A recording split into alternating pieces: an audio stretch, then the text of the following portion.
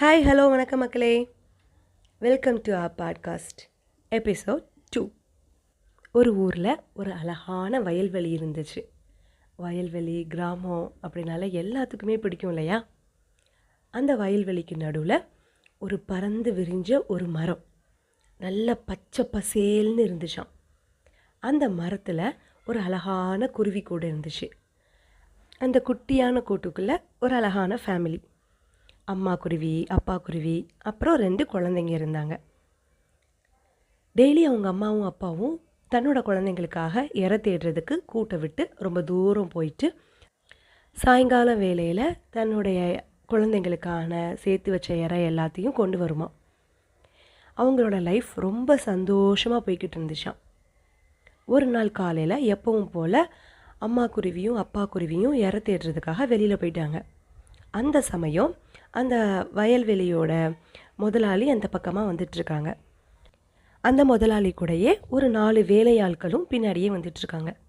அப்போது அந்த முதலாளி சொன்னாங்களாம், இங்கே பாரேன், எவ்வளோ அழகான வயல்வெளி, இதுக்கு நடுவில் இந்த மரம் ரொம்ப பெருசாக இருந்து இடத்த அடைக்கிற மாதிரி இருக்குது. நம்ம இந்த மரத்தை வெட்டிட வேண்டியது தான். ஒன்று பண்ணுங்கள், நீங்கள் நாளைக்கு காலையில் எல்லோரும் சீக்கிரமாக என் வீட்டுக்கு என்னைய பாருங்கள். நம்ம பெரிய கடப்பாரை இந்த அருவாள்லாம் கொண்டு இந்த மரத்தை நம்ம வெட்டிடலாம் அப்படின்னு சொல்லி அந்த முதலாளி தன்னுடைய வேலையாள்கள்கிட்ட சொன்னாங்களாம். இதை கேட்ட உடனே அந்த குட்டி குருவிங்க ரொம்ப பயந்து போயிட்டாங்க. அச்சச்சோ, என்ன இவங்க இப்படி பேசுகிறாங்க?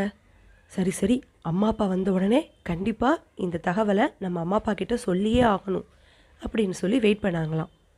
அதே மாதிரி அவங்க அம்மா அப்பா இறையோடு வந்ததுக்கப்புறம் அந்த 2 குட்டி பறவைங்களும் அவங்க அம்மா அப்பா கிட்ட இந்த விஷயத்த சொல்கிறாங்க. இதை கேட்ட உடனே அந்த அம்மாவும் அப்பாவும் சிரிக்கிறாங்க.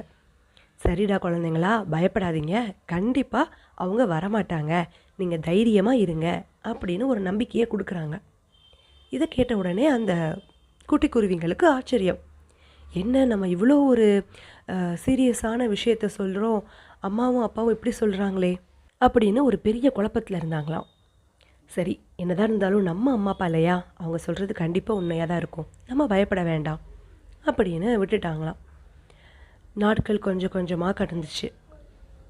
கொஞ்ச நாளுக்கு அப்புறம் இதே மாதிரி அந்த முதலாளி தன்னுடைய மகனோட அந்த இடத்துக்கு வந்தாங்களாம்.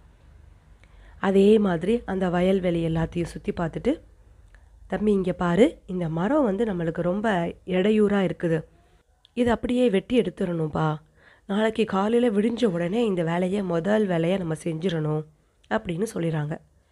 திரும்பியும் இந்த குட்டி பறவைங்க இதெல்லாம் கேட்டுட்டு, என்னடா திரும்பியும் நம்மளை பயமுறுத்துகிறாங்களே, அம்மா அப்பா கிட்ட கண்டிப்பாக சொல்லணும் அப்படின்ட்டு அதே மாதிரி அவங்க அம்மா அப்பா கிட்ட சொல்கிறாங்க.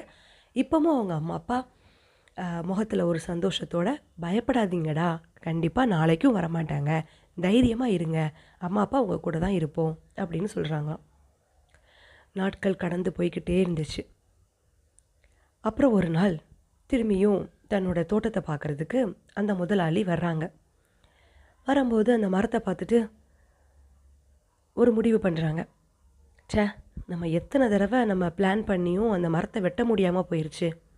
நாளைக்கு காலையில் என்ன ஆனாலும் சரி, காலையில் விடிஞ்சதும் இந்த மரத்தை வெட்டுறதுக்கு தேவையான ஆயுதத்தை எல்லாத்தையும் எடுத்துகிட்டு இந்த மரத்தை முதல்ல வெட்டி எடுத்துடணும் அப்படின்னு சொல்லி பிளான் பண்ணுறாங்களாம்.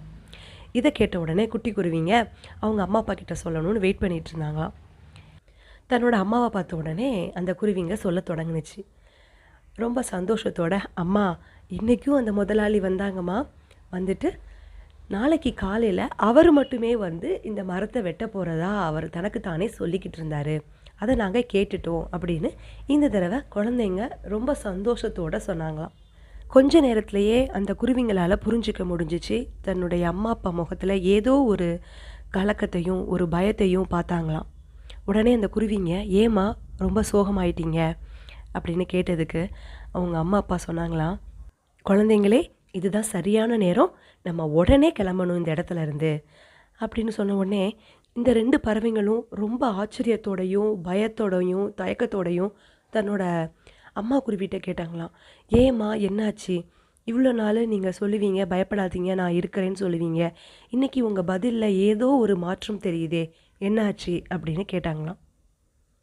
அதுக்கு அவங்க அம்மா சொன்னாங்களாம், எப்போ ஒருத்தங்க தன்னுடைய வேலைக்காக மற்றவங்களோட உதவியை நாடி இப்போ பண்ணிக்கலாம் அப்புறம் பண்ணிக்கலாம் அப்படின்னு நினச்சிட்ருக்குறாங்களோ அந்த வேலை என்றைக்குமே நடந்தேறாது. உண்மையாகவே அந்த வேலையை செஞ்சு முடிக்கணும் அப்படின்னு நினச்சிட்டாங்க அப்படின்னா அவங்களே முன் வந்து அந்த வேலையை செய்வாங்க. யார் தடுத்தாலும் என்ன ஆனாலும் அந்த வேலையை அவங்களே திறம்பட செஞ்சு முடிப்பாங்க. இதுதான் அந்த தாய்க்குருவி தன்னுடைய குழந்தைங்களுக்கு சொன்னிச்சான்.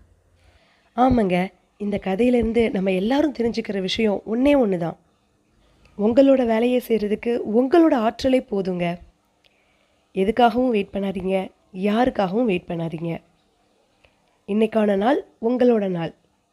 உங்கள் வேலையை இப்போவே ஸ்டார்ட் பண்ணுங்கள். ஓகே மக்களே, இந்த கதை எல்லாத்துக்கும் பிடிச்சிருக்குன்னு நினைக்கிறேன். இதே மாதிரி சூப்பரான கதையோட நாளைக்கு உங்கள் எல்லாத்தையும் மீட் பண்ணுறேன். உங்களுக்கு இந்த கதை பிடிச்சிருந்துச்சுன்னா நம்ம பாட்காஸ்ட் சேனலை ஃபாலோ பண்ணிக்கோங்க. உங்கள் ஃப்ரெண்ட்ஸ் கூடயும் ஷேர் பண்ணுங்கள் மக்களே. நன்றி, வணக்கம்.